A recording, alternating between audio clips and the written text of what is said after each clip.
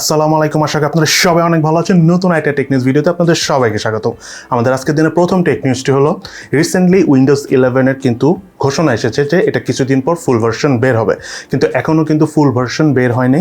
কিন্তু রিসেন্টলি দেখা যাচ্ছে যে কিছু ইউটিউবে, কিছু বিভিন্ন ধরনের ওয়েবসাইটে কিন্তু অনেকে উইন্ডোজ 11 কীভাবে ইনস্টল করবেন বা বিভিন্ন ধরনের লিঙ্ক শেয়ার করতেছে, যার মধ্যে অধিকাংশ লিঙ্কই কিন্তু ফেক, এবং সেই সব লিঙ্ক ধরে অনেকে উইন্ডোজ 11 ইনস্টল করে কিন্তু মহাবিপদে পড়ে গিয়েছে। বিকজ সেই সব লিঙ্কের মাধ্যমে মোস্ট অফ দ্য টাইমে যে বিষয়টা মানুষ ফেস করতেছে, ইনস্টল করার সাথে সাথে তার কম্পিউটারটা হ্যাকারের আন্ডারে চলে যাচ্ছে।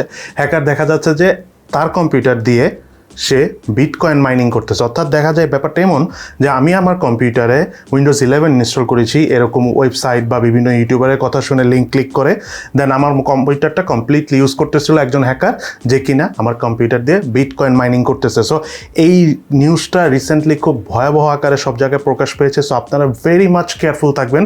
উইন্ডোজ 11 আপাতত আপনারা ইনস্টল করবেন না, বিকজ এখনও রিয়েল ফুল ভার্সনের উইন্ডোজ 11 মার্কেটে কমার্শিয়ালি অ্যাভেলেবল হয়নি। অর্থাৎ যখন থেকে কমার্শিয়াল অ্যাভেলেবল হবে তখন আপনারা উইন্ডোজ 11 ইনস্টল করে দেন ইউজ করতে পারবেন। বাট আর কিছুদিন ধৈর্য ধরে ওয়েট করুন। স্যামসাং গ্যালাক্সি A80 মোবাইলের জুলাই মাসের একটা অ্যান্ড্রয়েড প্যাচ আপডেট এসেছে। সো আপনারা যারা স্যামসাং গ্যালাক্সি A80 মোবাইলটি ইউজ করতেছেন তারা এখনই সেই আপডেটটি করে ফেলুন। এদিকে স্যামসাং আরেকটা নিউজ হলো Samsung Galaxy S22, one of the premium phone স্যামসাংয়ের, সেটা কিন্তু আগামী বছর আসতে যাচ্ছে, মোটামুটি ফার্স্ট কোয়ার্টারের মতো আমরা পেয়ে যাব।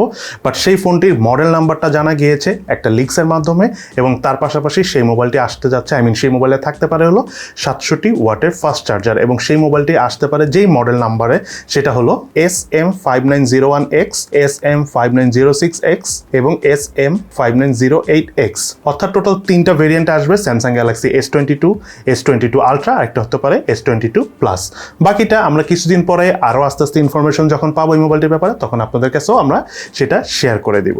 এদিকে কোয়ালকম স্ন্যাপড্রাগনের 778 প্রসেসর দিয়ে Motorola Edge 20 এবং স্ন্যাপড্রাগনের 870 প্রসেসর দিয়ে Motorola Edge 20 Pro মোবাইলটি আগস্টের 5 তারিখ গ্লোবালি লঞ্চ হতে যাচ্ছে। সো ধারণা করতেছি যে এবার বাংলাদেশও আমরা এই Motorola Edge 20 এবং 20 Pro মোবাইলটি দেখতে পাবো। এদিকে Dimensity 700 প্রসেসর দিয়ে Oppo নিয়ে আসতে যাচ্ছে Oppo A93s 5G মোবাইলটি। এই মোবাইলটি ইন্ডিয়ান মার্কেটে লঞ্চ হবে হলো 22-23 হাজার রুপিতে। সো আমরা ধারণা করতেছি বাংলাদেশ মার্কেটে হতে পারে 24-25 হাজার রুপিতে হতে পারে। আবার এমনও হতে পারে অনেক সময় আমরা দেখি যে Oppo মোবাইলের ক্ষেত্রে ইন্ডিয়া এবং বাংলাদেশের প্রায় সেম প্রাইসই থাকে, মানে রুপিতেও দেখা যায় 2000 রুপি, আবার টাকা তো দেখা যায় 2000 টাকা। আপনারা আবার 2000 টাকা শুনে খুশি হয়ে যায় না, 2000 টাকা আসলে অপ্পোর কোনো ফোন নেই, আমি জাস্ট এটা উদাহরণ হিসেবে বললাম। সো ঠিক তেমনই ধরেন এটা যেহেতু 22,000 রুপিতে আসতেছে, Oppo A93s হতে পারে বাংলাদেশে 22-23 হাজার টাকাতেও আসতে পারে। এদিকে অ্যামাজনের পেমেন্ট কালেকশনের টিম হঠাৎ করে ডিক্লেয়ার করলো যে তারা খুবই সুন সম্ভবত বিটকয়েনের মতো ক্রিপ্টোকারেন্সির মাধ্যমে পেমেন্ট সংগ্রহ করবে, লেনদেন করবে আর কি। এবং তার পাশাপাশি টুইটারও ডিক্লেয়ার করলো যে তাদেরও প্ল্যান আছে বিটকয়েনের মতো ক্রিপ্টোকারেন্সির মাধ্যমে, অর্থাৎ এই ভার্চুয়াল কারেন্সির মাধ্যমে লেনদেন করার জন্য। সো একটা জিনিস বোঝা যাচ্ছে যে খুবই সুন হতে পারে যে আমরা এই ভার্চুয়াল কারেন্সি বলেন বা ক্রিপ্টোকারেন্সি বলেন, এগুলোর মাধ্যমে হতে পারে ট্রেড করতে পারবো। বাট এটার এখনও অনেক কিছু বাকি রয়েছে, অনেক স্টেপ নিতে হবে, সিকিউরিটির অনেক বিষয় আছে, প্রাইভেসির অনেক ব্যাপার থাকে। হতে পারে একটা সময় এই ব্লকচেনের মাধ্যমে তৈরি হওয়া এই ক্রিপ্টোকারেন্সির মাধ্যমে আমরা সবাই ট্রেড করতে পারবো। বাট বাংলাদেশে কিন্তু এখনো ইলিগাল, সেটা মনে রাখবেন।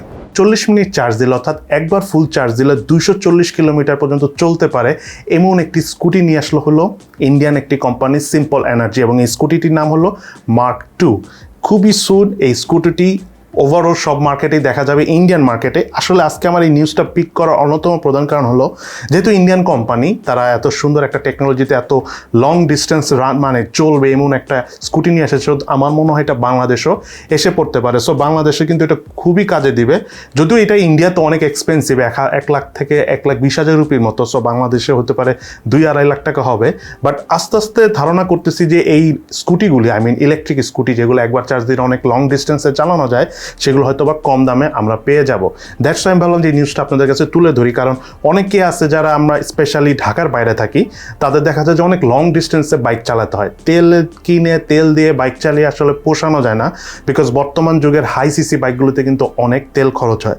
সো এই ধরনের স্কুটিগুলো যদি এসে পড়ে, যেগুলো একবার চার্জ দিলে এবং চার্জ হতে মাত্র 40 মিনিট লাগে, এরপরে এই চার্জ দিয়ে 240 কিলোমিটার চলা যাবে, তাহলে কিন্তু এটা খুবই ভালো এবং কমফোর্টেবল হবে, এবং স্পেশালি শহরেও কিন্তু বেশ ভালো লাগবে এই স্কুটিগুলো ইউজ করে। তবে হ্যাঁ, স্কুটির কিন্তু একটা মানে লিমিটেশন আছে। স্কুটি যেহেতু চাকা ছোট, দ্যাটস ওয়াই এটা লং ডিস্টেন্সে মনে করেন যে হাইওয়ে রোডে অনেক লং টাইম চালিয়ে আপনারা হয়তো বা মজা পাবেন না। আর এই স্কুটিটি হায়েস্ট মানে 3.4 সেকেন্ডে 50 কিলোমিটারের মতো স্পিড তুলে ফেলতে পারে। এবং এরই পাশাপাশি বাংলাদেশে আজকে সর্বোচ্চ পরিমাণ মানুষ করোনায় মারা গিয়েছে, 247 জনের মতো, এবং তার পাশাপাশি প্রায় 15,000-এর উপরে মানুষ আক্রান্ত হয়েছে করোনায় আজকের এই লাস্ট 24 ঘন্টায়। সো প্লিজ সবাই সেফ থাকবেন, প্রয়োজন ছাড়া বাসা থেকে বের হবেন না। সো সবাই ভালো থাকেন, সুস্থ থাকেন এবং আমাদের জন্য দোয়া করেন। ইনশাল্লাহ দেখা হবে ফিউচারে।